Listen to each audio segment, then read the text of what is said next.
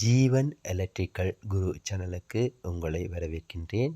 நாங்கள் இந்த வீடியோவில் பேனசோனிக் வாட்டர் பாய்லரை எவ்வாறு திருத்துவது என்று சொல்லி பார்ப்போம். இந்த பாய்லரில் என்ன பிரச்சனை என்று பார்த்தா, தண்ணியெல்லாம் நல்லபடியாக ஹீட் ஆகுது. அவுட் பட்டன் அமர்த்தும் போது தண்ணி பம்மாகி வரவில்லை. இதில் என்ன பிரச்சனை என்று பார்த்தா, பம்ப் தான் பிரச்சனை. அதை நாங்கள் எவ்வாறு திருத்துவது என்று சொல்லி பார்ப்போம். அதற்காக நாங்கள் முதல்ல கவரை ரிமூவ் பண்ணி கொள்ளுவோம்.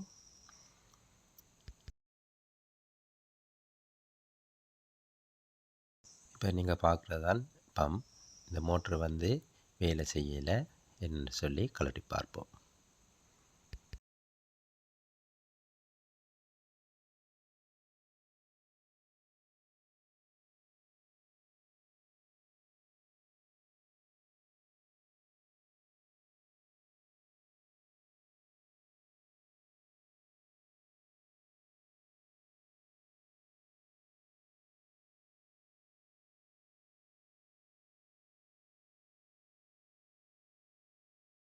மேலே இருக்கும் இந்த ஸ்க்ரூவை கழட்டுவதன் மூலம் நாங்கள் பம்பின் முன்பக்கத்தை அகற்றி கொள்ளலாம்.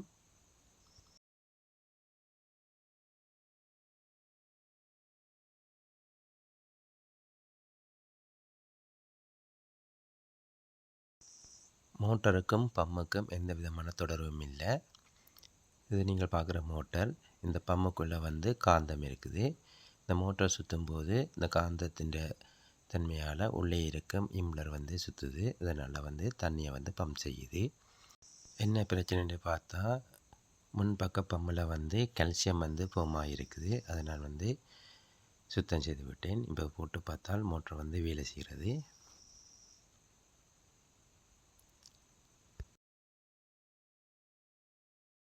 மோட்டரை நாங்கள் இருந்தது போல் பற்றி விட்டு செக் பண்ணி பரிசோதித்து பார்ப்போம்.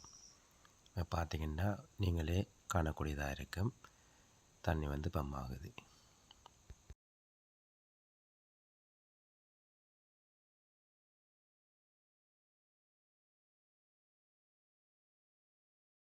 இந்த வீடியோ உங்களுக்கு பயனுள்ளதாக இருந்தால் லைக் பண்ணுங்கள்.